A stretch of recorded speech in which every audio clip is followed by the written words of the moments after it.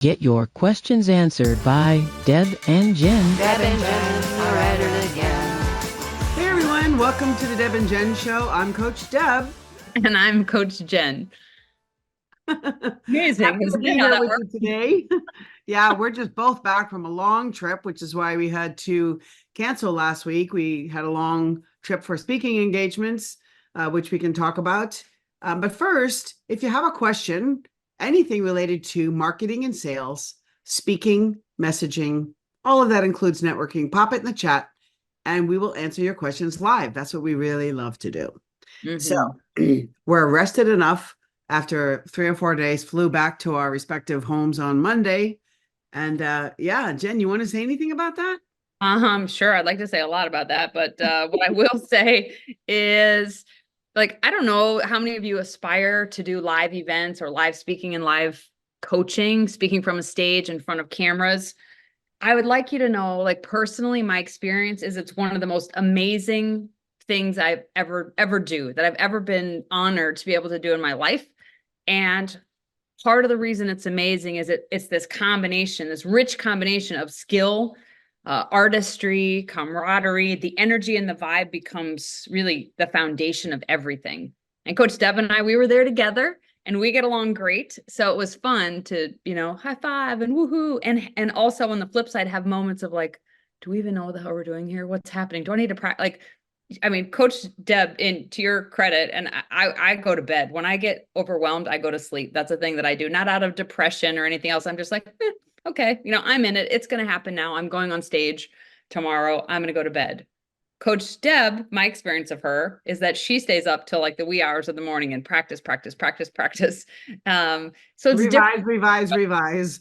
Yeah, which is awesome. Like, everybody has their own jam of what ends up producing the main product. But if you have the chance to ever do a live presentation, I don't actually care if it's in front of 5 people or at a 20 at a chamber of commerce or something you make up on YouTube or Facebook or anything else. Like, setting that container, it's such rich ground for advancing your skills and beginning to understand what it takes to be able to hold that energy for days for over 1,000 people. I just love it. It's all immersive. And the beauty of it is also it's almost meditative for me because you can't be thinking about anything else in order to be present with your audience and really show up. I can't think about anything. Anyway, so then some of my friends are like, you don't reply to me, or where are you? Or you're not, I'm like, yeah, I'm at a live event. And what that means is I am completely emotionally, energetically, intellectually unavailable other than being focused and poured in. It's so a hyper focus mode, when you've got a multiple day event, it's hyper focus. You exactly don't talk to me unless it's about the event, because your brain is so focused on that one thing that when someone inserts something like, what do you want for breakfast? Breakfast. What's breakfast? It's just like, give me something, I'll eat it. Pattern. Yeah. Right. Just don't make it junk because I don't want to be tired later. Anyway. Yeah. What about you? I had a call just before this one, Jen, and we were talking about the know, like, and trust factor and how speaking at an event like this, or even at a networking event, or putting on your own event, doing a Facebook Live is a shortcut to the know, like, and trust factor. Because people make a buying decision based on 2 things: the results you can create for them, the transformation, whatever it is, and the know, like, and trust factor. So are you the person can help me get the job done? And do I like and trust you? So through speaking, that can happen. That know, like, and trust factor can happen very quickly. They get a sense of your energy, your commitment, your passion. It's like it nails all of that in one fell swoop. Sweep or swoop. I don't know. Anyway, but we were saying how that is something that people overlook when they go to networking events. They don't play fully. They don't play full out. They kind of pull back a little. And it's a shame, because that was one of the quickest ways you're speaking in front of someone one-on-one to establish the know, like, and trust factor. And just to throw another little statistic in there, speaking, whether you're one-on-one, in person especially, or in front of a live audience, is the #1 conversion strategy. So if you want to convert people from unknown to known to clients, speaking is the way to do it. Yeah. Yep. And it's back in college, I waited tables. That was probably I worked at a gym. I've been fitness forever, and I waited tables as a server. And when my son got to be at the age where he was going out to get his first job, I was like, wait tables. It's like, wait tables. I'm like, look, you're going to have to walk up to a group of strangers and say something, be of service to them, be in control of the situation so they feel relaxed, like, their burger's going to be the way they want their burger, that you've got it. So you're going to have that positioning. You're also going to get immediate feedback as to whether or not they liked you, trusted you. If when they tip you, right? You're going to get a tip or you're not going to get a tip. You're going to get exceptional tips compared to the other servers, or you're not, and you're going to know. So you're going to get very clear feedback versus you wait 2 weeks, you get a paycheck to see how much money's on it. The same thing happens when speaking. When you can show up and learn how to develop that connection quickly, how to serve them at a high level, you skip a zillion steps. You skip right to the front of the line when it comes to someone saying, you know what, I kind of like him or her. The other thing too, though, the beauty of it is you also repel the people that don't want to be around you, right? And not in a bad way, not like right, where like in a good way, because those are not your peeps. Exactly. So you get not to everyone's your peeps, everybody. You want to repel. I just said this on the call before this. I'm so glad you said that. You want to repel the people that are not your ideal clients. And if you're not clear and strong and concise enough, you won't. And you'll end up getting some clients that you have to drag through the process. Why didn't you call? Who you don't enjoy working with, they're not your people. It'll be a lot of fun. Right? Yeah. So don't be afraid of turning people off, because they're being turned off because they're not your people. I'm sure you'll like me once you get to know me. Right. Yeah. And if you see their name on your calendar and your energy goes, then that's a sign. That's a sign. Yeah. So let's check out the chat, actually. We got a question here from Laquita. Do you recommend the best way to build a know, like, and trust factor by doing videos and live content as opposed to content only posts on social media? We won't build an audience and client if not doing lives. No, you will. It's just that speaking and having people see you on video is the shortcut. You can still build know, like, and trust through content. It just takes longer. So I often like to say to people, just flip the script a little. If you see content from the same person, how long does it take you to have a know, like, and trust factor with them? And if you see them on video, do you have that much of a bigger picture of who they are, how they work, the kind of person they are, the passion and energy that they bring to the equation? That's such an important element, isn't it, from when we buy from someone? So the question to ask yourself is, would I buy from someone only seeing their written content? Could depend on price. It could depend on how badly you need the solution they're offering. So it's not a simple black and white answer, Laquita. I hope you can see that. And yes, you can build an audience through the value that you provide on Facebook or Instagram or YouTube. But video, just have you been online long enough to remember when there was no video? Like no websites had videos, and they were very static, boring websites. Yeah. Or like the long copy, like la la la la, like buy now, la, la, la, buy now. Yeah. Videos tell a story. That content, it's like the difference between reading a novel and watching the movie. They can do the movie in 2 hours. The novel's got 452 pages. It's doable. It just takes a bit longer. So anyway, video is very powerful, especially if you do it well. And nobody has to be an expert when they first start out. Just start. And what I like to recommend to people is just start on your own Zoom line. Make it a 1-minute video. Drop something powerful. Play it back to yourself. See if it had energy, focus, clarity. What is there a takeaway that somebody could get from it? So practice. Get a video buddy. Bounce off each other and say, what else could I have added there that would have made it more powerful, more succinct, more captivating? And slowly you will grow in doing video.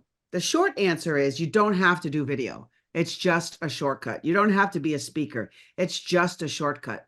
But my guess is all of us at some point are speaking to people when we're in business. It's inevitable. So let's avoid speaking. Coach Deborah, will you be my video buddy? Of course. Thanks. So let's talk about how to show up on video. Let's give them a few tips. So let's talk about, I've got a couple things and then I'll pass it to you. So on video, let's talk Yeah, about how to because good because Colin's saying she flops at video. So tips would be really helpful right now, I think. Okay, good. Let's do that. So, and some of these, I'm excited to see what Coach Deborah adds as well, because we love making videos. So I'm just going to kick it off. So number one, making a video. Let's talk about lighting, right? I have a window in front of me right now. Have your face lit, right? I'm going to watch this. You can't see me because you might, who knows what you'll see when I turn around versus, I don't know. It's just Being not in the dark. Yeah, or have right. your face in the dark. That was actually, it actually looked better than I anticipated it when I turned around, but you turn into a But that silky. doesn't look bad enough. Yeah, right. I look better than I thought I was going to there. But anyway, the point is have your face lit so that people can see you. They can see your eyes. They can see your bright shininess. So have your face lit. Have As the far- light in front of you or off to the sides, not behind. Don't have an open window with no curtains or blinds behind you, because that you'll look like you're in the witness protection program. Right, exactly. Where you're like, yeah, right. And the microphone don't like this. So have good lighting on your face. I don't care about backdrops. We do it for this show so that, you don't think I'm Deb and she's Jen. Who knows why? We do it for this show because it gives us some branding. Do I love like the cutout silhouette around my hair? I don't love it, but it's the way that it is. That's what we've decided. So if you have a background though, your background should look like, in my dream world, it looks professional. It doesn't just look like that you're in your bedroom and you're shooting it at the corner and you kind of see half of your bedpost and part of your closet door. Like I probably don't want to pay you more than $50 for that, right? Like I'm thinking, oh, well, they don't really take their Zoom seriously. That being said, people are used to humanity these days, so you don't have to be perfect, but give it some consideration, right? Like let's say some people put their head like this on camera when they're presenting, like, is this weird for you? It feels weird for me. Wait, at what point is it weird? Is it weird right now? Because I think it's weird right now. So consider your background should be neat and tidy. It should have some perspective, not just a flat, tan wall behind you. So give that some consideration. And definitely not a messy house behind you, because they're going to think messy house, messy provider. So the blur function on Zoom is free to everyone. Just blur it, So lighting, blur the background or have something professionally made, which by the way, you can do pretty simply on Canva. Make sure your head's in the right position. And it's Jen is a little bit higher than me, so I can adjust my screen so that we're both at around the same height, which looks I'm not like a thanks, Jen. Yeah, like don't be so far away that they can't really see you. So yeah, those are important things, your position in the screen. And this is all stuff, by the way, you can practice on your own on Zoom. Just open up Zoom and click new meeting and just put your video on and play around. Look at your lighting. Right now, Jen has reflection on her glasses. I don't, because the sun's not out where I am. But if you get those inexpensive ring lights and you wear glasses, they should be off to the sides. You want them coming in at the side because that will eliminate the reflection. Yeah. Right. Yeah. Also, if you like mics, if you want, I don't think I have my camera box. My mic's downstairs. I'm using my MacBook mic right now and my MacBook webcam, but I could drop links. Maybe I'll put it on the YouTube channel or under this video after we process it. I have a favorite microphone. I think I paid $150 for it. I had the Blue Yeti and the Yetis, and now I've moved into the, is it Rode? Is that how you say it? I always want to say Rode, but it's not. The Rode mic. It's a little mini mic. Might have been $100. And I have a webcam that was about the same that I love both of them. And I just the camera and the MacBook is if you have a Mac is great. If you don't, you're gonna have to get a webcam. I just wonder, can you guys post in the chat who are on here? Would it be helpful to have a list of a basic equipment to get started with video, like even on Zoom call? So when we post this, we can do that. I have a list that we can post with that. So okay. Cool. So we've got reviewing. There's one point my graphics expert husband made, which I think is worth repeating. Your background should be congruent with what you sell. So if you're selling wealth packages, you don't want to be in your sloppy kitchen, right? You want it to look high end. There are a lot of high end backgrounds that you can download if you don't have one professionally prepared. If you're in the health and wellness, you might want to have greenery like Jen has right now, or maybe you're a hiking enthusiast Oh, if you're a, I You're an don't really like astronaut. that background, but these Sorry, are I'm ones just you can messing with find. you. Yeah, have your background congruent with who you are and what you sell. Okay. And Yeah. again, you can go to Canva and create backgrounds. There's a lot of free things out there that you can do to create a professional looking back. There's thousands and thousands of them that you can download from Zoom and free to use. Don't necessarily post one of you at the beach. That's great if you're just having a chat with a girlfriend or you're joining a training, but it's not really something that would be professional for your business because they're going to think, oh, they don't really take this seriously. They're at the beach. All right. So if you're in the relationship space, Laquita, oh, you guys are going too fast.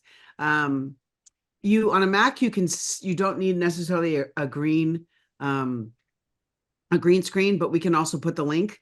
You can go to Joanne Fabrics or your fabric store. You get a piece of green cloth and you can either tape it to the wall behind you, or you can have it on two little what do you call those things?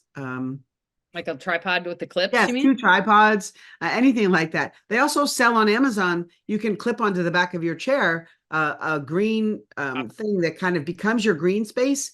But you have to experiment with them because you can't be far away and then just part of you will be in green screen, which is really weird. All right, so Like a hand that disappears. okay, so you make a Canva image, Laquita, and you download it, and then you when you go into your video area of Zoom, you click on the little up arrow and it says choose my virtual background. And when you click on that, it will say which one do you want to choose. And then you would it help if I showed you what this looks like? I've got it already pulled up. Do you want me to do it? Yeah, sure. Okay, let's see what happens. So yeah, we don't even have green screen. If you have enough front light, like if you have sunlight, if you can face a window, then you probably don't need a green screen. If you're in a room that doesn't have windows or there isn't light coming at you, like if you don't have a like pop up, on tripod lighting, or you don't have ring lights, then you might need a green screen. Otherwise, it can't differentiate you versus the virtual background. But if you're ever using a green screen, even or no green screen, and you're noticing that you're disappearing into the abyss, you've lost an arm or something while you're talking, it's because you need more light on the front of you. So please keep that in mind. So let me see. Actually, I'm going to share my whole desktop. That could be risky. Let's see what happens. So this is, you can see my screen okay, Coach Deb? Yep. All right, so I just opened Canva, Zoom background. I typed in, what will you design? I will design a Zoom background. Enter. Great. I'm going to pick something random. It's not that. Don't get lost in the hole here. We're going to oh, we're not going with the beach. Let's put me in a pink and beige chair. This is horrific, but we're going to do. Oh, no, how about this one? Oh no. Terrible. I can't do that. I can't even joke about that, actually. So anyway, now I've made a mess Go of up a things. little. You had a good one there. What about that? The one with the computer and stuff. Which one? Down one. Yeah, that one. Okay, let's do it. Customize this image. So it's, I'm not going to be small and sitting on that chair, but whatever. We'll just do it. Let's do this one. It has perspective. Customize this image. There's going to be a quiz in a second, which is what's wrong with this image? Why would you not use it? But for now, we're going to let it be what it is. So I'm just going to type in my name, whatever. Jennifer Rada. It doesn't matter. Right? Winner of things. Right? So you're going to make your background. And I don't care if there's words on it. Honestly, I don't really even care if you have branding. If you want a background, though, the point of this is just to show you how to make a background. So I went to Canva. I typed in Zoom background under what do you want to create, right? And I chose this minimalistic Zoom virtual background. I've edited it now. If you want to learn how to edit it, you can go there, but really just click on it, type what you want, share. And I'm going to go to download. Got it? I don't know, I'm PNG, sure. How about a JPEG? Sure, that's a photo. Download. So it is downloading. Oops, there it is already. So now I'm going to go back to Zoom. Zoom alone. Hang on a second. And I have my Zoom settings set, so you should be able to see my screen on Zoom. So now I'm going to go to, sorry, I'm going to go to Zoom. Oh, hang on, I'm still. You disappeared. It hit me. I promise I'm not a cat. That's a different video. You'll have to look that one up. Choose virtual background. Well, Okay, hang on. You got to tell them where that is. Yep. That's over on the video where it says stop video, the little up arrow. If you click on that, you'll be Choose able to see choose virtual background. Got it. So I click the up arrow. Yep. Choose virtual background. Click. Now here are the virtual backgrounds. And I'm going to hit this little add image or video button. See it? There's a little plus sign, which always means to add something. So you click on that. Click. Add image. Sure, I'd like to do that. Now I'm going to grab it out of my downloads folder. Open. See, I'm in downloads. It just happened to go there anyway, but it's right there. Open. Ooh, and now you can see it here. And the cool part about Zoom is it will keep this background in your list of options. So you only have to download it once. You can see all sorts of other backgrounds that I've downloaded through the years. Some are standard, others, you know, I've made up on my own, right? So you can just click on it and voila. Now, if you have lettering, watch this. I don't know how it looks to you. It looks backwards to me right now, my lettering. If you ever have that happen, it's because there's this button that says mirror my video. So you can just unmirror it and you should be good to go. So that's how you upload a custom background to Zoom. Awesome. So just to move it along and talk more about a little bit more about the speaking stuff, we'll put you'll get you'll be able to review this video to see the steps that Jen outlined, and we'll put a list of resources up there that you can look at. There was something in the chat I wanted to respond to. If you have a darker complexion, it's critical that you're well lit. So you want to invest in one or more ring lights, and they have ones now that are on little tripods that you can put on your desk and have them shine from either side if you wear glasses, or be in front of you if you don't. But yes, that's the best thing to do. Okay. And I would recommend also having a lighter background, like a white background. Yeah. Think about the shirt you're wearing as well. So for example, if I were to wear a navy blue shirt with this background, right, I'm going to look like I'm going to look like head. You'll look like a head. Yeah. So think about your background as it relates to the colors you're wearing. If you have brand colors, great. Make sure you pick a background that supports your brand colors and makes you look good. If you don't have brand colors, that's fine. But do consider your complexion and your background when you are when you're choosing. A stylist once said to me, she said, "You know you've picked a great color for you when someone comes up to you, like when you're wearing something and they say, 'Wow, you look amazing,' versus they walk up to you and they say, 'Oh, your shirt's really beautiful.'" That means their focus is on your attire versus your attire accentuating you. So if you've got a color or colors that you know, like I look good in these and I get compliments, then I would wear that on screen and then choose your background color that makes you pop. Yeah. You made me just think of something else, not just for Zoom, but especially speaking on stage. And that is when it comes to selecting what you wear, you don't want jewelry or other things distracting the audience. So you wouldn't wear bracelet bangles. It's going to distract people, especially those who learn auditorily. It's going to distract them from what you're saying. And also you want to be aware of your attire. I mean, I just had feedback, not on me personally, but on someone else that said, I heard so-and-so speak at a big conference and their dress was, this is a woman speaking, their dress was so tight and the girls were shining bright that all anybody could do was focus on those two things. Like her dress was so tight that her kind of belly stuck out, and then she had the headlights on and people couldn't even hear a thing she was saying. So beware of that. You want to be comfortable on stage, but professional. Understated is always better, but overdressed is always better than underdressed. So you'd want to get with your event planner and say, hey, what is the general dress code for this event, especially if it's in person? Because you want to be a little bit more professionally dressed than everyone else there. But at the same time, you want to fit in. So you're not going to walk out in black tie if they're all wearing Friday casual, right? I did that to demonstrate, to exaggerate the point. But anyway, that's something else to be aware of. Don't wear anything that's distracting, or people are like, wow, I wonder what happens when, Right. Like, please don't let her sit down in a high chair, like one of those bar stool chairs. I've seen women dresses that are so short, in my mind, I'm like, please don't let her get up on that chair and sit down. Like someone needs to let her know that that's not going to work well because we're sitting below where she is or he is.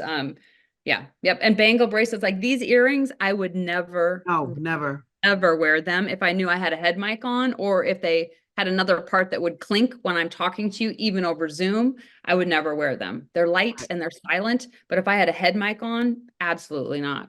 Yeah.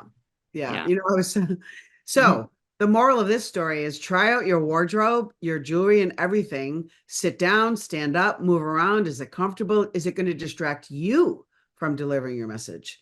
I'm staying with my sister right now. I'm visiting her, and we were watching an episode of Suits. And I'm watching Meghan Markle because I think they buy the clothes and then they cinch them in as much as they can. Like, can she even sit down in that skirt? If you watch Suits at all, it's like, I'm like, how can they sit in that dress or walk in that dress? So be careful, be aware that you yourself don't want to be inflexible or uncomfortable in the wardrobe that you choose, and you certainly don't want it to be distracting. And I would be very happy to look like Meghan Markle, just so you know. So if I could, I know. I would do it all day. That's not the point. The point was the clothes were so tight You that lost me at Meghan that she Markle. was restricted in her movement. I'm sure it was just for the scene, but if you're a speaker and you're walking around stage and then you can't sit down if you're being interviewed, just to be aware of those kind of things. All right. What else did we learn from our big weekend of speaking, Jen, that give interest to these folks? Well, let's see what might be. First thing I went back to was presenter notes, but I don't think we're ready to go to that yet. So No. let me share. I'd like to share this part about what happens if you saw. If you saw, some of you might have seen us this weekend present at this big event. We had over 1,000 people attend, and I think it would be interesting to share the energy and the mental state when you're walking through the little hallway before they announce you on stage, and there's like the camera guy with the big contraption on his body. I don't know what it's called, where he walks around. Steadicam. It's called a Steadicam. Thanks. Yeah, it looks like, for me as a past chiropractor, it looks like he had spinal fusion surgery and he can't move, so he's got like the halo thing on. That's what I think every time. I've never said it out loud, but that's what I think. I'm like, are you all right? You need to talk about it. So he's got the steady cam. So there's like a guy in your face with a camera, and then there's other cameras on tracks that move and light up, and a wall of screens. And then there's your notes and your head mic and the big back wall. And someone's like, and now, Coach Jennifer Rada or Deborah Lindgren. And then there's a moment of like, and you go out. And for me, it gets silent in that moment, but everything up to that is a different story or a different experience. So Coach Deborah, I would love to hear about do you have a routine? Do you have some fail safes to calm your nerves or to regulate your breathing or to focus on your audience? Like what do you do? Well, just before you walk out on stage, I always do like 3 deep breaths, like, and I put my hands down, which you can't see on the screen, but just let that energy out of your system, like, because you want to be hyped up, but you don't want to be overly hyped up. You don't want to walk out and go, no, let that go. And then you have to know that that everything you've prepared is ready. You can't walk out on stage and freak out or worry about the things that you didn't get right or might not get right, because here's the key. And the percentage of things that we're preoccupied with, like the percentage of our mind, let me say that a different way. The percentage of our brain that's preoccupied with what are they thinking? How am I doing? What did I leave out? Ooh, did I forget something? Is the percentage of you that's not available to your audience. And you want to be 100% available. So when it's time to walk out or hit the live button on Zoom or Facebook, whatever the scenario is, it's good enough right then. You can always go back, replay it and say, oh, I think I forgot something there. I can add that in next time. But in the moment, make sure 100% of you is available. 100% of you is coming to play. Because often that's how you are truly authentic. And authenticity is so important. It's almost more important. Who you're being is almost more important than the content that you're delivering. So just let go of the little misses, the little missteps or whatever they are. Make fun of them even if you want to. Like you had a brain fart and you couldn't remember what you're going to say. You could say something like, well, that was really good. We'll get to that next time. Well, make light of it, but don't get preoccupied with these things.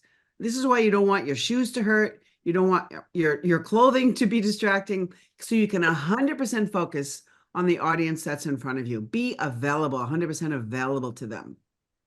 Yeah. I have two Why are you comments. laughing? One, yeah, I am laughing. I'm laughing because I'm thinking of a couple of things. I'm thinking, number one, when there was if anyone did see the live event this weekend, before we came on camera for it was the morning Q&A. We're sitting down, Deb's to the left of me. We've got a little high top table, and then I'm on the right. We're sitting there and the camera hadn't quite come on yet. And I was crossing my legs left and right to make sure I wasn't, flashing anyone. Basically, like, does it look appropriate? Are my legs distracting, Can you etc.? Like, see where up do I my put my dress? Basically, let's just say what it was. Yeah, I don't want people to be able to see up my dress. That has Exactly. happened. And so there, and Coach Deborah looks at me and I think I'm good. Like, I've crisscrossed my legs 16 different times. Like, oh, maybe I should turn my hips this way, just because I don't want the camera to be shooting up my dress, right? Even if it's just a little, where it makes, if it distracts you, like, is that okay? I don't want that. So I'm sitting there and I think I've found like the perfect position. I can only see one view, the camera on the screen in front of me. And Coach Deborah, she's like, "Are you wearing Spanx?" And I was like, how do you know that? Are they sticking out? She's like, a little bit. So I'm like, oh, okay, start over. So if you were to rewatch that segment, I think I wiggle around a little bit because I'm thinking, I hope that I'm not flashing anyone and that I don't have Spanx hanging out one side of my dress. So there's that. But secondarily, like, when I walk on stage, I think, well, this is happening. Like, you're in it at that point, and there's no advantage to you or to your audience by worrying in that moment. You're robbing everyone, including yourself, of the full experience. So when I'm walking out, or when I'm going through a final walkthrough of my script or my deliverables, when I'm done, I'm done. When I close the laptop, I'm like, well, this is happening. Sometimes I say it out loud. Well, this is happening. And the next thing I do, and that's why I have this look on my face, it just happens for me now.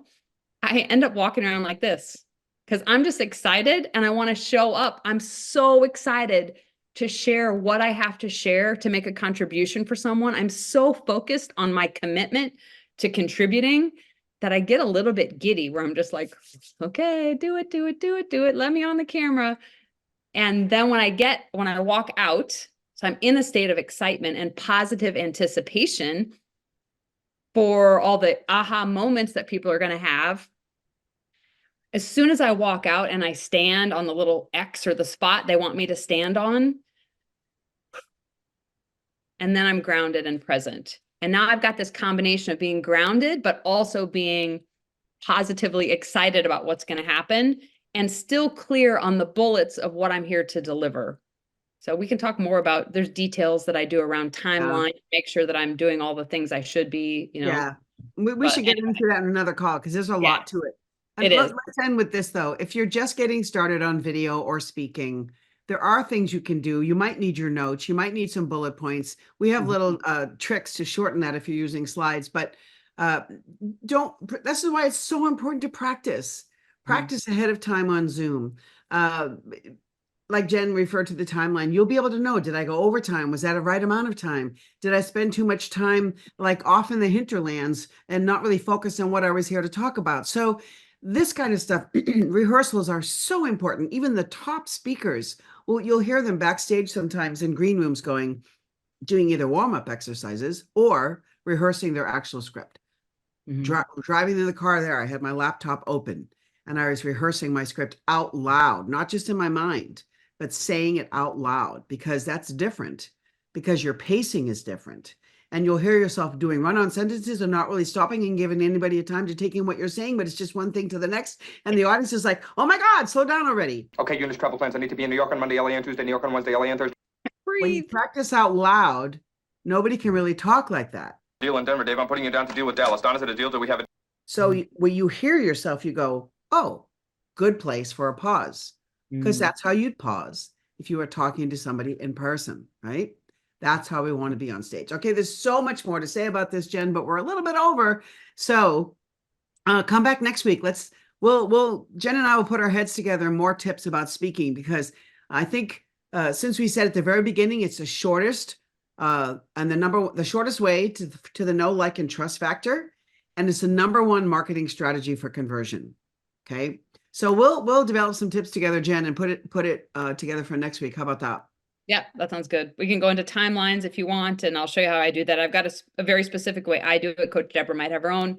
And also we'll get you that list. I'll contribute some too, Deborah, my favorites for mic, camera, some extra lighting, things like that. We can put that list together.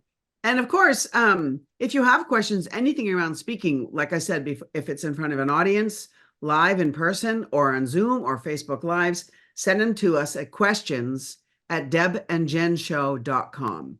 questions@debandjenshow.com. Submit those anytime and we'll make it a part of the show.